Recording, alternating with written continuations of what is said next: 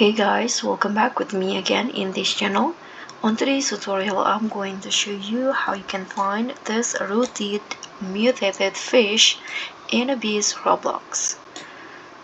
So the rooted mutated fish is one of the fish spawned in the spirit roots, and in here I'm going to show you how you can easily catch it.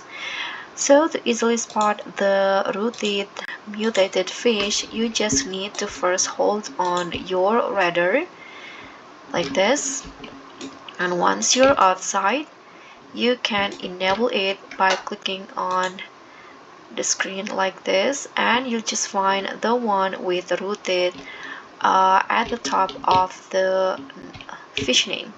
If you don't see it yet, you can just always explore more until you spot the one with the rooted mutations. So I only caught some spirit ones, but that's basically it. That's how you can find and caught the rooted mutated fish easily in Abyss. Thank you so much for watching. Don't forget to like, comment, and subscribe, and also click on the thanks. Bye.